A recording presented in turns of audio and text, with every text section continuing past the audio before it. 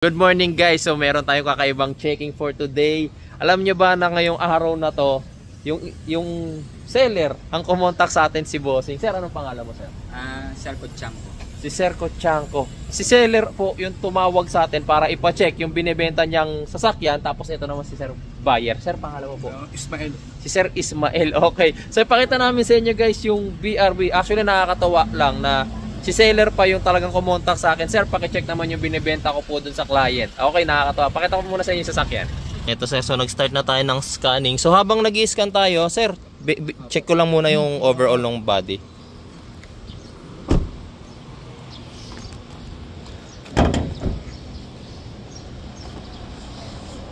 Yan. Makisuyo nga ako, sir. Yun. Thank you. So dito sa coolant natin, sir. Ayan, so mukhang nakakulant naman si Bossing. Oh, madulas eh. Hindi lang masyadong makita, sir. Pero mukhang nakakulant naman siya. Ano yun, laging puno lang yung kulat, ano? Puno naman yan, sir. Bumababa lang. Kasi si Honda, kung mapapansin mo, sir, ang baba ng kanyang reservoir. Kaya medyo bumababa. Pero as long as nandyan pa, sir, yung coolant, okay lang yan. Okay lang. Oo. Hihigupin naman ulit ni, ano yun eh. Mamaya kapag umandar na yung makina, hihigupin naman ng water pump yan. Basta sir, kailangan ano mo lang, observe na lagi nasa between ng maximum and minimum. Eh, nasa gantong level naman siya. Saan? Ito sir, ito siya oh. Nasa gitna. Ang ganyan ang level niya. Basta laging in between sir. Oo, in between. Huwag mo ring ilalampas doon sa max sir. Ito nga, para ito ng pinaka-marker niya oh. Oo sir. Ito pinaka-marker niya. Opo. Yan sir. Tapos ito, yung ating langis, malinis pa sir. Halata namang malinis pa yung ating langis. Makaka-change oil mo lang sir. Ano bang pagpapalit ng langis? Ideally sir, every 5,000 dapat. Every 5,000? Dito sa ating oil filler cap, wala namang sign na naghahalo yung coolant tsaka langis natin, which is a good condition. Mamaya pag umaandar natin, check din natin yan sir. Tapos wala naman ako nakikita ang visible na leak. Tapos ito sir, pag chine-check ko lagi kung bangga ang isang sasakyan, yung frame sa gilid, dito sa kabila, tapos yung nasa harap. Ito medyo mahirap lang masilip dito sa Honda, pero yun oh, makikita mo yung part na nasa lower nung ating condenser. Kapag yun nabaloktot sir, mahirap yung idiretso. Magkakaroon pa rin ng sign na nabangga siya. Dito mas madali yata siyang makita eh. Ito sir sa part na to. Ang unang madadamage dito sir pag nabangga to, yung kanyang condenser tsaka yung kanyang stay, yung pinagpapatungan niya. So wala namang siyang sign sir, which is good also. Sa ilalim wala rin naman ako nakikitang leak sir. Gulong, preno, wala. Okay. Sa gulong natin sir, kapal pa. Makapal pa yung gulong natin sir. Manufacturing date is 2021 hanggang 2027 pa to sir. Ganun? Oo, pero makapal pa naman yung gulong mo sir eh. Siguro mga nasa 65%, 70%. Ito na lang sir ang ano mo eh. 65-70. Oo, mga ganon. Ito sir ang iyong tread wear limit. So malayo-layo pa. Oo. Okay sir. Pare-pareho naman yung gulong. Tsaka makinis pa yung unit ni Bossing ah. Dito lang ano niyan, dito may konting nalit lang.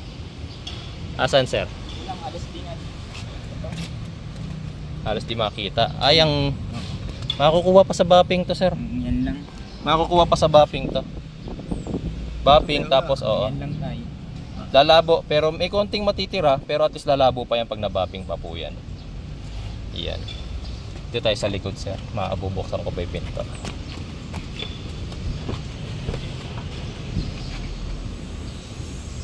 Yan.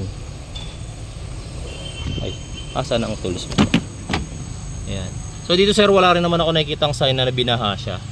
May mga part ng sasakyan sir na kapag nabaha, tapos hindi na ano, lalo na sa mga gantong part, makikita mo putek-putek.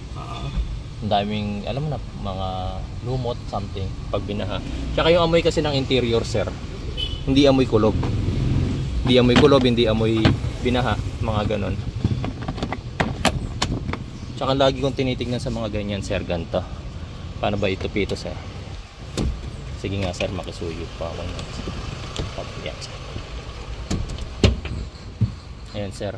Yung mga metal part ng sasakyan. Kagaya nitong screw na to, itong bakal na to, ito sir. Lahat kasi yan metal parts. So kapag ka nabaha po to, kakalawangin po yung mga yan. Yung mga yan. Ito lang sir, yung pambaba natin ng, ano ba to, pambaba ata ng gulong to. Yan sir, tsaka ito kakalawangin yan sir kung nabaha po to. Okay po. Ano to? Sa gulong. Sa gulong sir. Para bumaba siya Para sa ilalim. pambaba ng gulong mo, pambaba. reserbang gulong. Reserve siya. Opo. Yan. Ayos pa to sir. Mabango pa yung interior mo.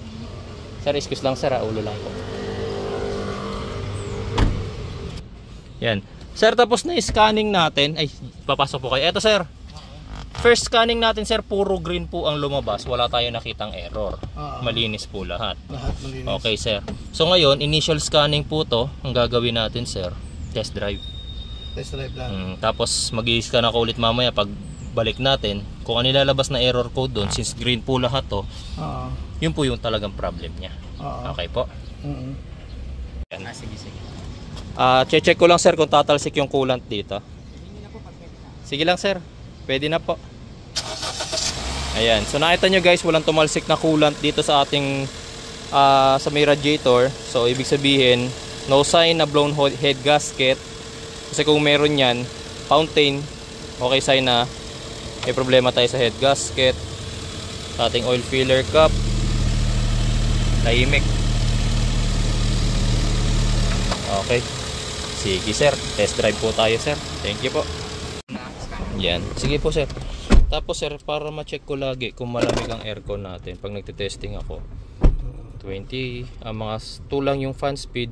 Aircon siguro natin temperature is mga 23. Dapat kaya na niyan palamigin yung loob.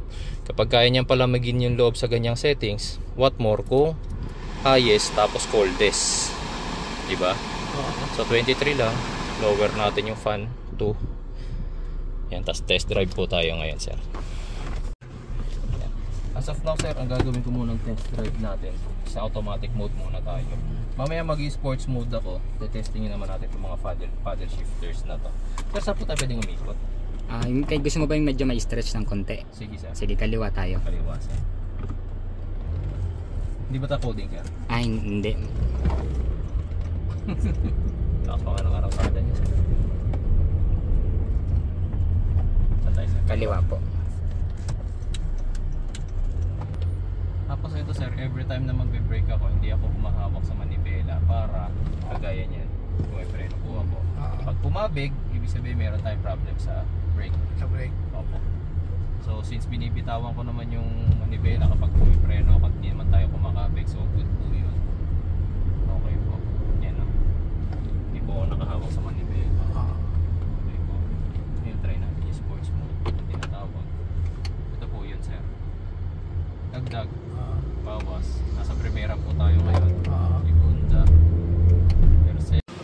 Okay guys, so tapos na kami mag-test drive ni Bossing. Actually, impressive naman yung performance ng sasakyan.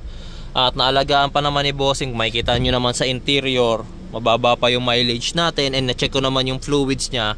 Okay naman lahat. So, final scanning sir. Kailangan ko lang pong patayin ulit yung makina. Tsaka yung aircon. Okay po. Kabit ko lang ulit yung dangle natin. Yung documents, i-check ko na lang later, sir. Hindi ko nga alam pwedeng ipakita sa video kasi ang mga documents, ano yan eh, kino-consider na confidential ang mga documents, kaya hindi ko pwedeng ipakita sa video. Pero i-check ko na lang po later. So, yung ating final scanning, kagaya kanina, sir, walang lumabas na pula, ngayon na natiling green po lahat. Wala naman pong mga sensitive sensors si Honda, BRV. And kagandahan po sa kanya, lahat naman po tinesting natin, okay naman po lahat. So you can proceed na po sir sa presyuhan and din sa bayaran po. Tapos kung may question po kayo sa akin regarding sa sasakyan, message nyo lang po ako.